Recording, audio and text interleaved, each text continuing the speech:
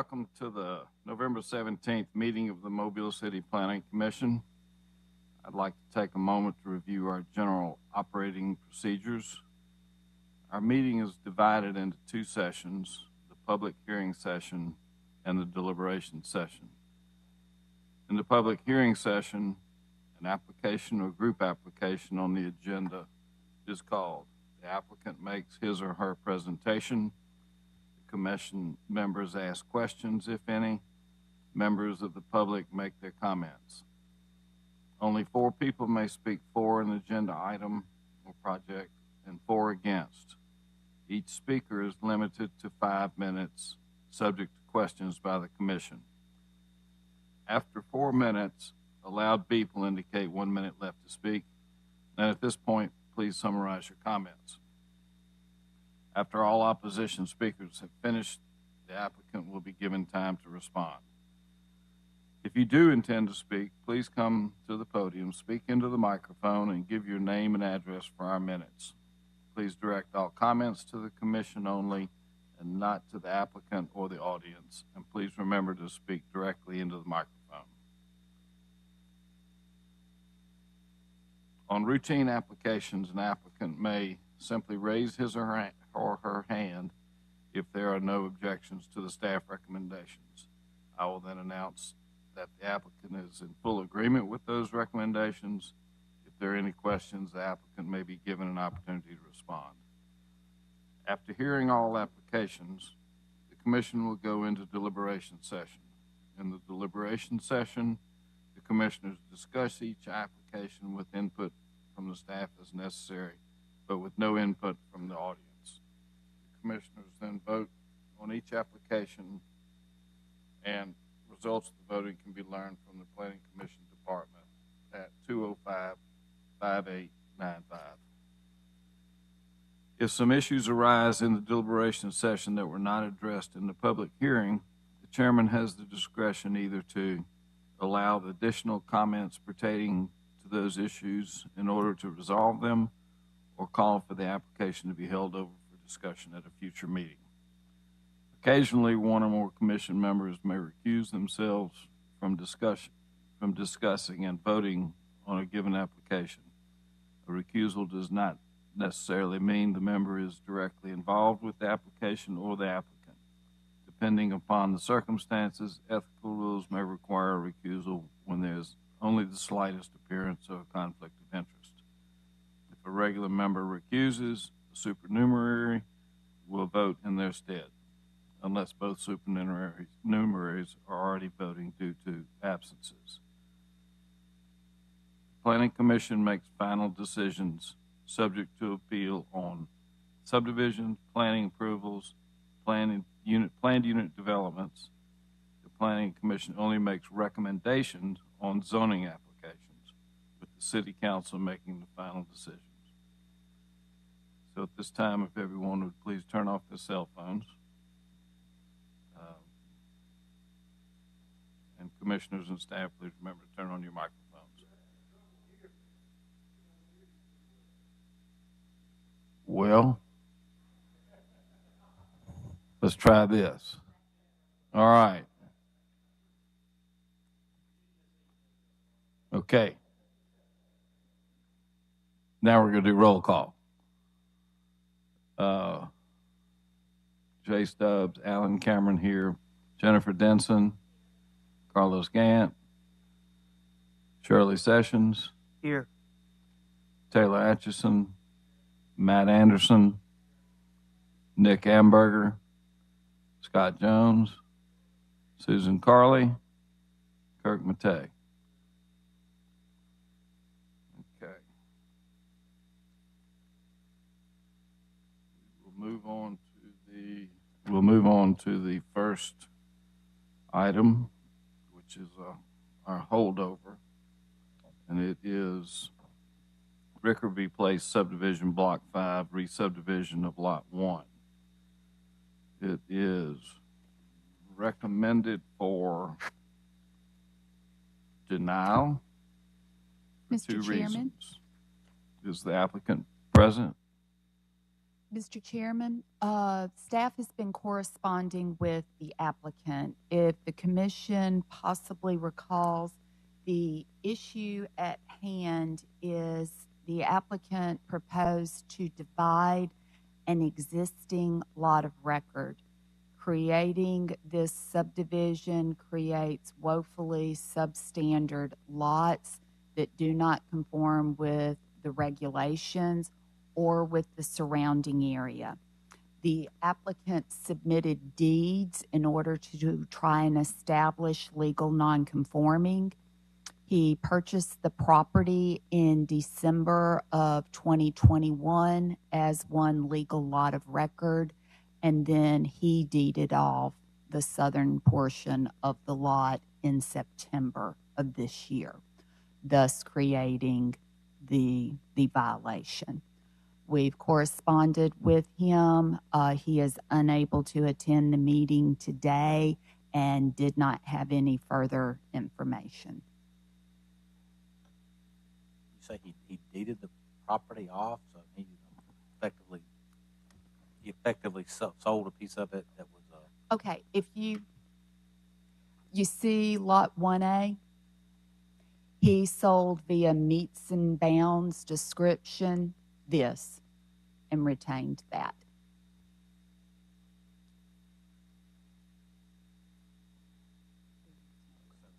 he effectively sold it without it being Right, I'm sorry. Yeah, technically it was, it was from this line down because what was conveyed in the September deed was the south half of this lot. Did you really do that with it not being two pieces of property? Well, sometimes the probate court lets you, and sometimes they kick it back. If it's within the city, many times they kick it back. Thank you.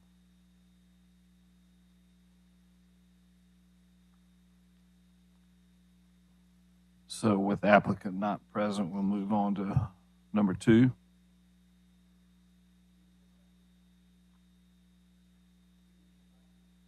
Oh, is anyone here to speak for item number 1, Rickerby Place? Anyone here to speak against? Okay, now we'll move on to number 2. Under holdovers, it's Kaylee's Cove subdivision. It is recommended for withdrawal by the staff due to an issue involving ownership. Is that? Mr. Chairman, staff again has been corresponding with the applicant as well as one of the property owners. It is our understanding that the representative for the applicant, again, was not going to be able to attend today. I will say, based on our correspondence from one of the owners, our last information we received from them, they have not come to an agreement, and they are not in agreement with the application as proposed. Staff recommended to the applicant that the application be withdrawn until such time as they have consent of all property owners of this site and an agreed upon plan. Question for staff: if the applicant isn't here, can we withdraw, or is our only option to deny? Is the applicant present? Is there anyone here to speak for the application? Anyone here to speak against? Okay, we'll move on to number 3. Under planned unit developments and planning approval, we have Wags and Walks at 631 Azalea Road.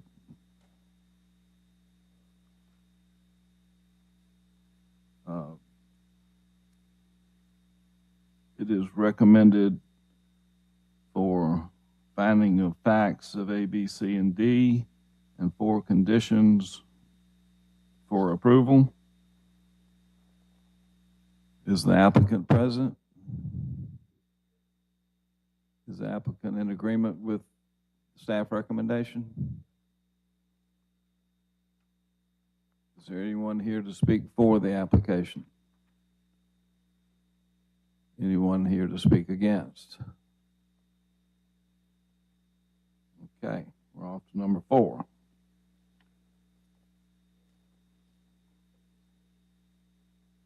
Number 4 is a subdivision application for Southeastern Freight Lines Park. It's a subdivision addition to.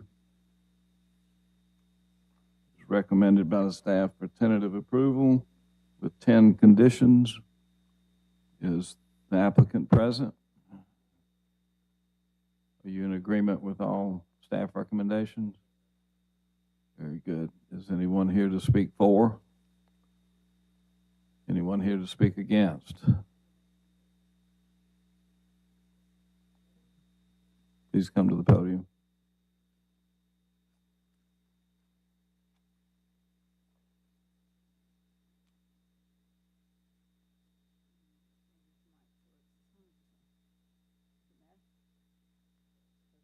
Okay. This one? Okay. All right. Thank you. My name is Jean Phillips. I reside at 5318 Todd Boulevard in Mobile, 36619. And good afternoon, staff members.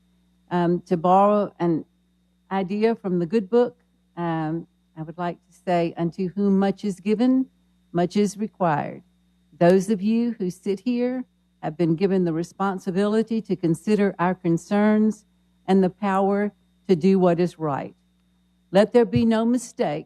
We know we're the underdogs in this particular situation, and as such, we simply want you to understand our perspective in considering the matter before you. Every single lot on our street is waterfront property. Most of us have lived here for 25 to 50 years. We have watched our neighborhood go from secluded solitude to the proposal before you today. We are not here to rehash the past. What we are here to do is to try to give you our perspective on this matter and to ask that you assist us in helping to maintain the last shred of dignity left for our neighborhood, the barrier between us and the trucking line. In the beginning, we were granted an original barrier which suited the land use at that time. However, with this new expansion, we know this barrier will be woefully inadequate because of the increased activity, noise from machinery, and bright lights shining into our windows. Therefore, we are requesting a barrier similar to other neighborhoods in our city that abut commercial property. These neighborhoods have been granted sound barrier fencing, and we feel we should be granted no less. In closing, I would like to say, because of this expansion, our property will be devalued and our peace disturbed. All we can hope for is good corporate neighbors who respect the fact that we have lived in our homes for nearly 50 years. We don't want our homes and families to be disrupted. We appeal to this committee, as well as our corporate neighbors, to make this expansion tolerable by providing an enhanced barrier. I would hope that you would do no less for us than you would do for your own family in a similar situation. Thank you. We have other. Mr. Chairman, I have a question for, this is just a subdivision application, right? Okay, so just for context, this is just a subdivision application, which means this is lines on a map right now. Mm-hmm. I don't know what a future development situation might look like, but that's what we're voting on today. So what we're voting on is not necessarily, what's going to happen on the site. It's just And it looks like the lines aren't even really, is it going from meets and bounds to, what's the situation here? It's consolidating 2 lots into 1 lot. So what happened is the trucking line is there, and they have their operation there, and there were 2 other lots that they owned the property, and they had sublet some of that property out. So now what they're going to do is combine that into one big piece of property, which then will be more trucks and a servicing center for their trucks, which, that's fine. However, once they do that, the original barrier that we were granted is going to be null and void. I mean, it's going to help us, we got a few trees there, and that's it.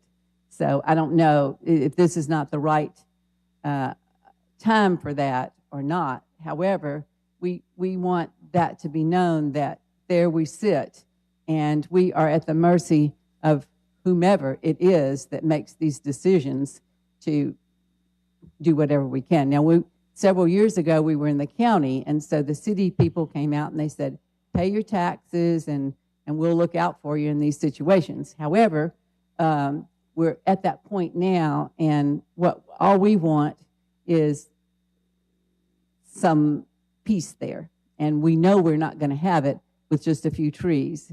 In fact, the company, when they started, they came and cut down some of those trees, and we had to give them a stop order not to do that. And perhaps maybe they didn't know those trees, but those trees are the only thing between us and a gigantic trucking line.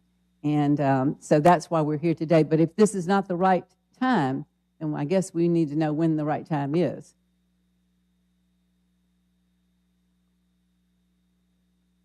So, Margaret, both of these parcels are zoned industrial, correct? They're zoned B5. Let me give some history.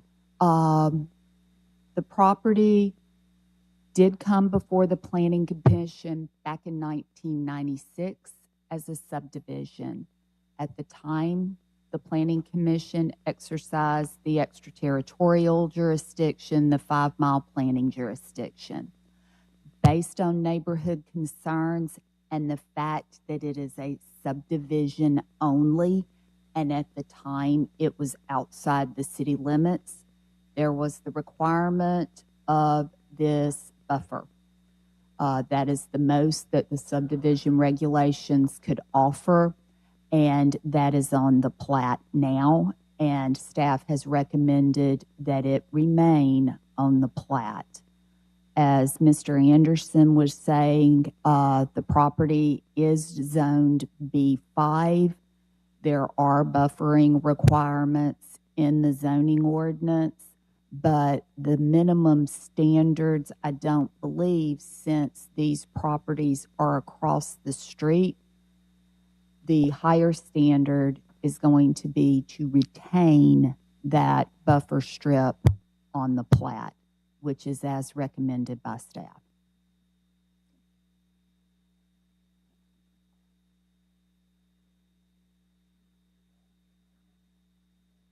Got a question. If these lots are combined, Is that an there's an improvement? existing. Add it on. Is that better? Yes, ma'am, sir. If the lots are combined, there is an existing structure on what's effectively the vacant lot.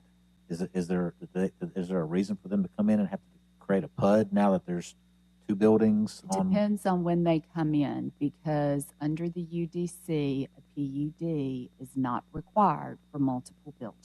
Okay. Thank you. And we had a pre-development meeting. They're proposing to remove all of the structures except for one, so it would be going down to a 1-building site. And so it's basically just an expansion of their parking lot. Yes. Getting back to the question that was asked about what's the right time and process for them to come and have the discussion about the noise barrier there, what's the answer to that? Subdivision regulations don't have any vehicle by which we can require additional buffer. It would just be a nice conversation with the owner of the property, hoping that they would keep what's there and maybe improve it in certain areas. But there's nothing under the subregs that we can require a fence or a 15-foot buffer. If it was a PUD or zoning, we could, but not on a subdivision. What is the call out for the existing buffer? 10 feet, and that is in the subregs, and it was used primarily for properties in the jurisdiction because they had no zoning protection. But again, we are still recommending that remain because it's more than what would be required along a street frontage via the zoning ordinance. While there's nothing specifically in the zoning ordinance or the subdivision regulations regarding sound, they will have to comply with the lighting requirements. So there would be a 10-foot green buffer in addition to the 25-foot building setback. That is correct. Thank you. When we say the 25-foot building setback or being used as a parking lot, is that the 25 feet would be a building? Does that apply if you're parking a truck? Yeah.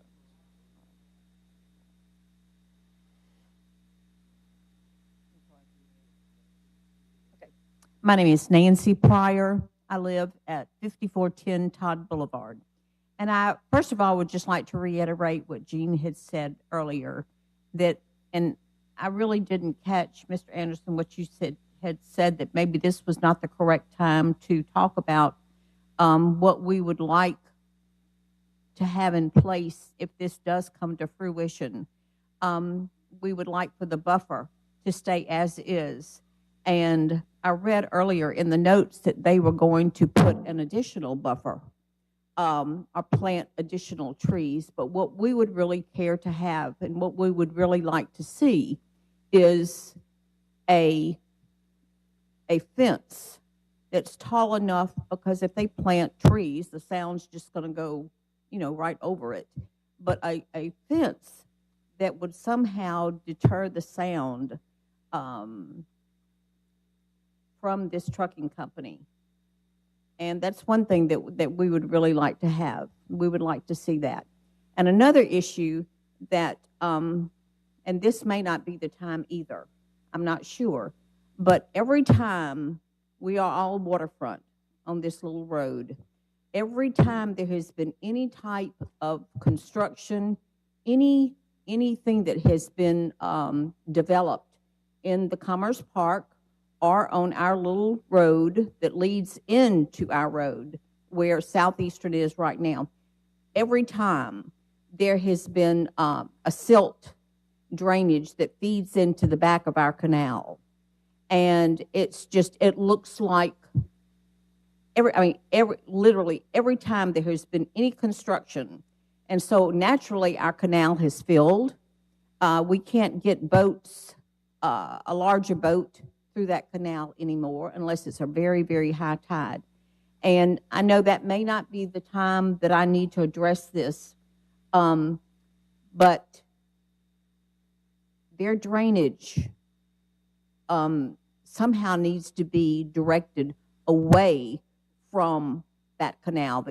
It's a dead-end canal where our little road is a dead end, and the canal is a dead end. Years ago, before the Commerce Park was developed, it was backfed from Rabbit Creek, but that's no longer because of the Commerce Park. But anyway, that's just an issue that we would like to really have addressed, that every time any construction, the canal literally looks like, instead of clear water, it looks just like coffee with cream. And that's a major issue for us. And I thank you for your time. Thank you.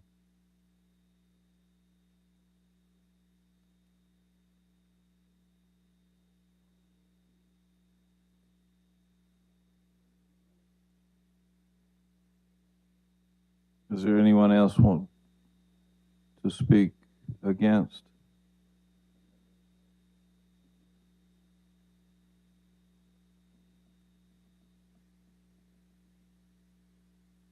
Good afternoon.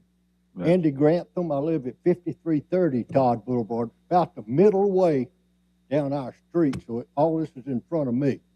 But the question to y'all today is, I think, is 2 lots now and make it to 1. Is that correct? Yes, sir. Well, we object to that unless Freightliner Southeastern Freight can give us a reason for that. But I have other concerns, but it's not the right time, I don't think. So will y'all consider that? Will y'all tell us why you want to divide it?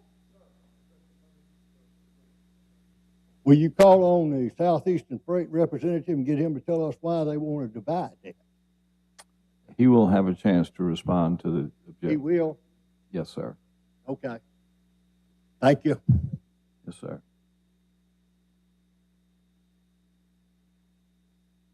Is there anyone else here to speak against?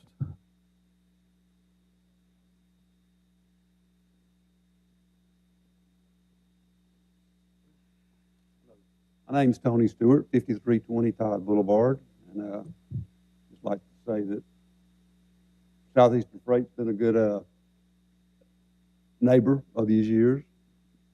We had a big buffer between us and them, so it wasn't a problem. Now they're going to be a little closer to us. But I guess one thing I would like to have is we have some contact information so that we can communicate with somebody at Southeastern Freight. Maybe some of these questions can be answered by them if we could talk to somebody directly from Southeastern Freight. And that's one thing. And another thing is us being on the canal right there, a little concerned about refueling, that type of thing, any kind of environmental spill that could get in the waterway. Would like to have that kind of information given to us. Excuse me. And I'm not really sure whether Southeastern Freight handles hazardous materials or not in their trucks. But if they do they have some way to communicate with us in case they have a hazardous waste incident at their facility? You know, if we had some kind of fumes or toxic fumes get toward our houses. And, you know, I wonder if they had a plan in place to communicate if they did have that type of thing happen. And that's basically it. I don't have anything else. Thank you, sir. Would the applicant like to respond?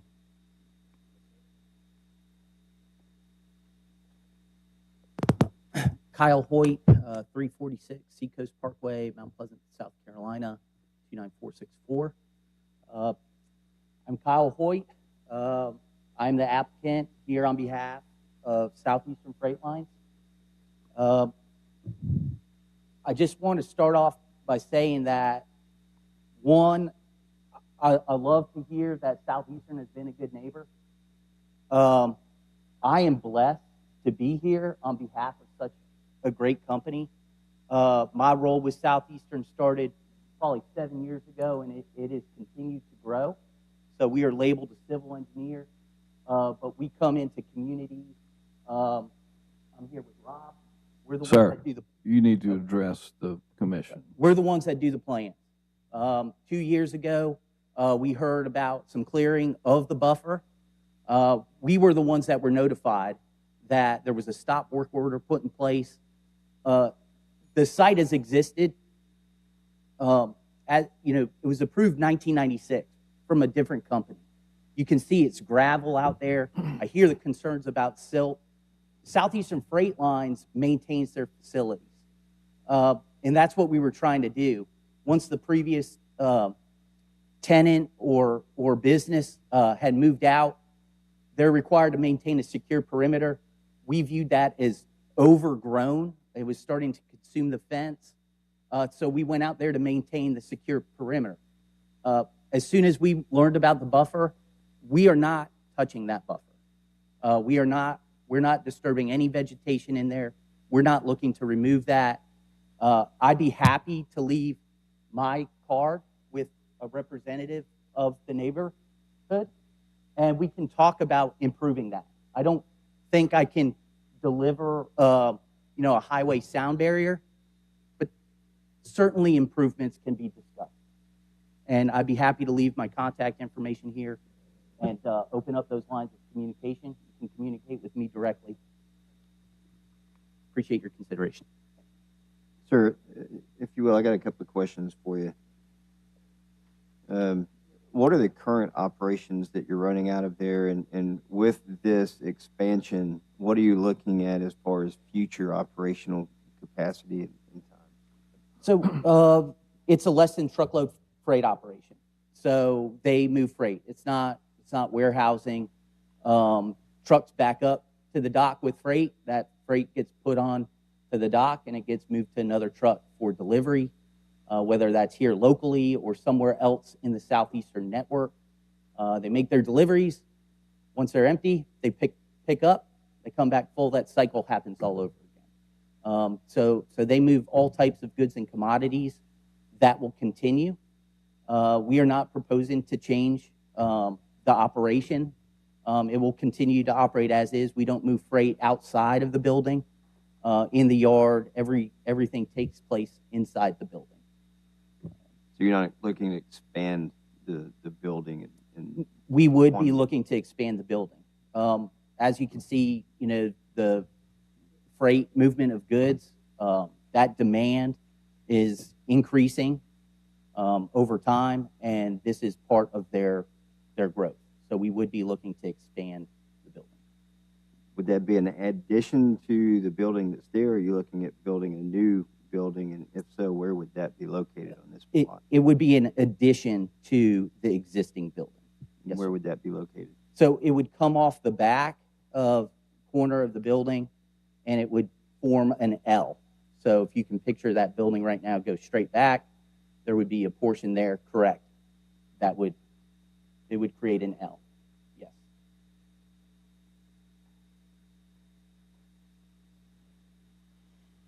And that's 24/7 operation? I don't know if they're 24/7. Likely they're not 24/7.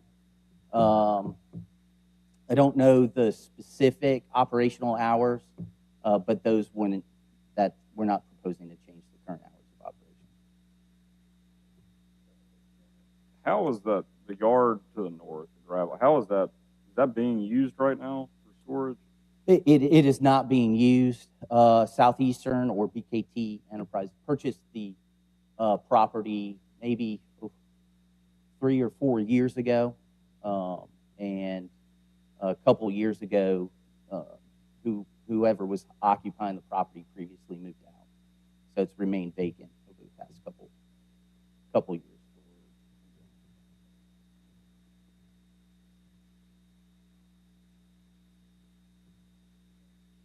Any more questions? Mr. Chairman, just a general comment. I mean, all that's before us today is the subdivision, so there's really not much action we can take on anything, but I think this commission, I'm sure, is very encouraged to hear that you're not planning to touch the existing barrier. I would say that a lot of your existing barrier is greater than the 10 foot that your plat requires. Sorry. Yeah, we are not touching that. So again, I think our just encouragement would be that you do work with the neighbors and be a good neighbor, because I think we found that good buffers make good neighbors both ways. I think you've got reasonable Absolutely. requests from the neighbors there, and that you would work with them to, while this body can't tell you to enhance it in the subdivision, I think we would probably encourage that. If you can do that, it'll certainly make good neighbors with your folks. And hope that Absolutely. you would continue to talk with them. Thank you. Margaret, if they go and add on and put a new building there after the UDC takes effect, there would not be another PUD requirement, so we would never see them again after this, right? There's not one now because they are not building a separate building.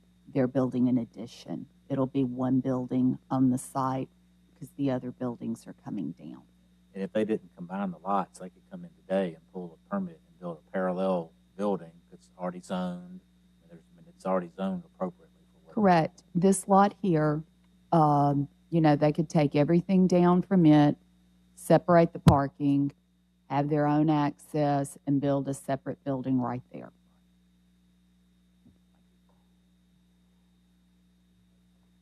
thank you.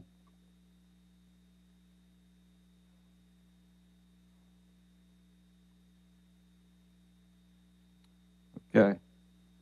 We'll move on to number 5.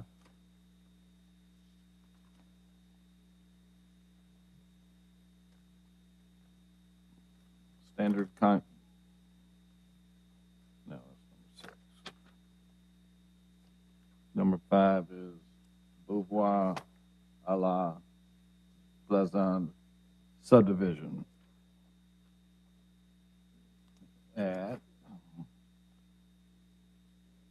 It is, staff recommended it for tentative approval, subject to 8 conditions.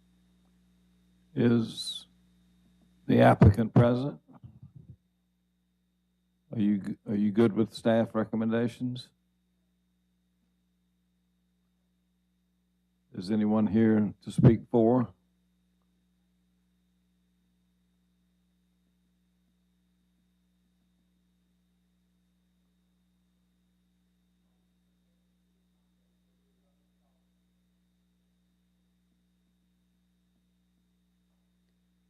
Good afternoon, everyone. My name is Natasha Pleasant, and I reside at 611 Shannon Street, Mobile, Alabama 36606. And I was trying to get the property subdivided. I'm not selling the second lot. I want to build a house there, and so it's storage on the property, and you know. So, but I wanted to keep it there because I wanted to it's storage for my you know, with my furniture in it, and so I'm not selling the property. I'm gonna move into the house once I get it built on the second lot, and my sister is gonna move into the other house. So, ma'am, you said you didn't agree with the staff recommendations. What did you disagree with? I think it was, they were saying something about I needed to remove the storage from lot 2. When, if you look at the plat, there's a shed here. And so when she records the plat, she'll have an accessory building on a lot that doesn't have a primary residence. That creates a zoning ordinance violation. Ma'am, do you know how soon after you record the plat, the building permit will be obtained to build the home? As soon as I get it divided, then I wanted to go ahead with the process on trying to build the home. Is there some sort of time limit we could put maybe where she comes back with a permit? Because obviously her intent is not to have. Right. Well, that's what I was thinking, is maybe we put a note on the plat that if the home is not on lot 2, is not under construction within 1 year of recording, the shed has to be removed. Does that sound fair? Okay, so you're saying that I needed to start the construction on the home, on the property, you say within a year? Of recording the plat. Yes. Okay. That will allow you to keep your structure as it is. Right. Yes. Just a vacant lot can't have a swimming pool on it and a shed. It has to have a house. Right. On the property. Yes. Okay. So, and I don't have to have it complete within the year, but I just need to start the process? You have to have the house under construction. Yes, ma'am. Yes. Yes, sir. Okay. Thank you. Thank you, ma'am. Is anyone else here to speak for Beauvoir? Is anyone here to speak against? We'll move on to number 6, which is Standard Concrete Products, Inc. subdivision, a re-subdivision of lots 1 and 2. Recommended for tentative approval with 8 conditions. Is the applicant present? Applicant's all good? Thank you. Anyone here to speak for? Anyone here to speak against? We'll move to number 7. planned unit development. This is, development name is James Hartley.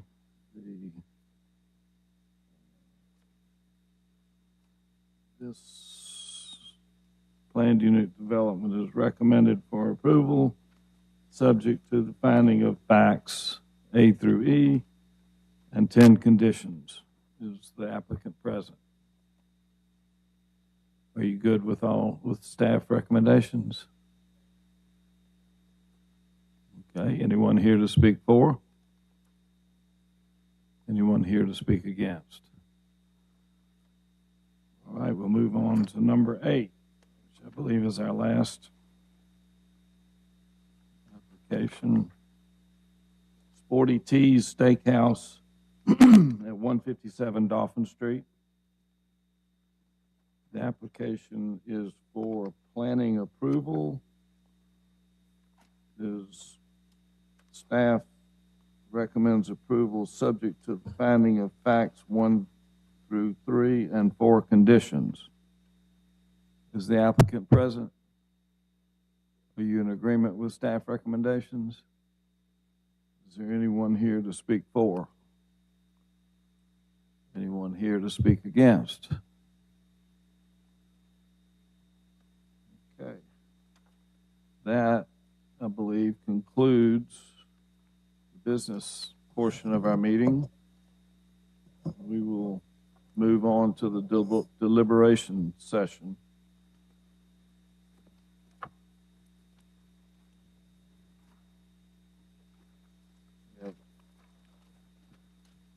Item number 1, a holdover, which is the Rickerby Place subdivision. Is recommended for denial with 2 reasons. Second. All in favor? Aye. All opposed? Motion passes to deny. Number 2 is Kaylee's Cove subdivision. It Mr. has Chairman, been, I'm sorry. In the absence of the applicant agreeing to a withdrawal, if the commission moves to deny, you do have to cite a reason. And in that case, staff would recommend the reason being lack of consent of all property owners within the proposed subdivision.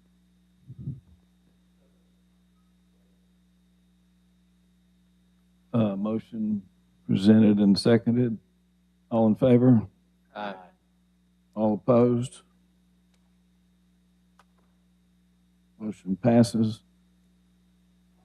Number 3, plan unit development and planning approval. Wags and Walks at 631 Azalea Road. Move to approve based on staff recommendations with the findings of facts A through D. Motion presented and seconded. All in favor? Aye. All opposed? Motion passes. Number 4, under subdivisions, Southeastern Freight. Mr. Chairman, we need to do we just did the PUD, we need to do the planning approval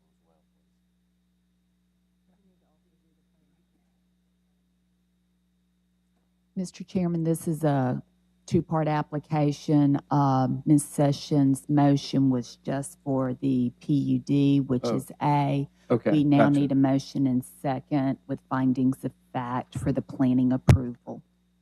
I'll make All that right, motion. back to number 3. I'll make that motion to approve adopting findings of facts A, B, and C. Motion properly made and seconded. All in favor? Aye. All opposed? Now, number 4, Southeastern Freight, application for subdivision,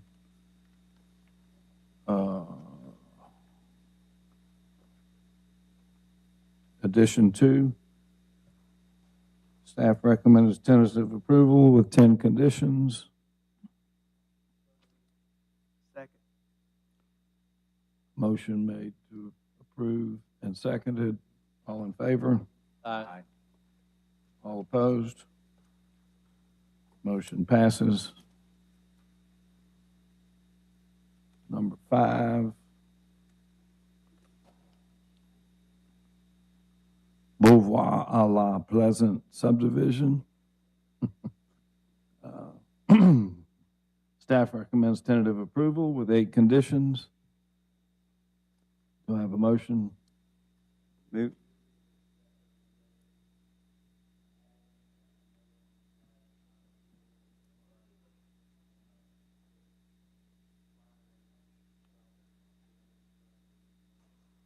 Second.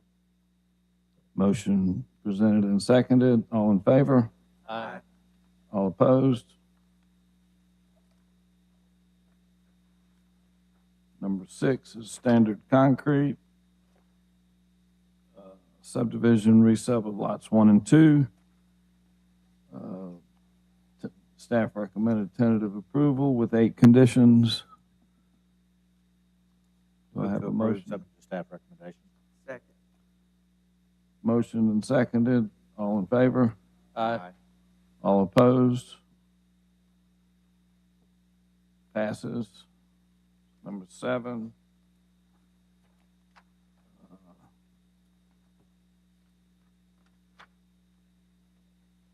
Planned Unit Development, PUD, called James Harley. Staff recommends approval subject to finding of facts A through E and 10 conditions.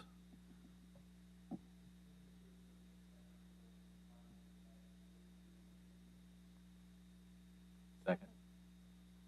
Motion made and seconded. All in favor? Aye. All opposed? Motion passes. Number 8, Sporty Tees Steakhouse, 157 Dolphin Street. Recommended for planning approval. Approval subject to finding of facts 1 through 3 and 4 conditions. Second. Motion and seconded. All in favor? Aye. Aye. All opposed? Motion passes.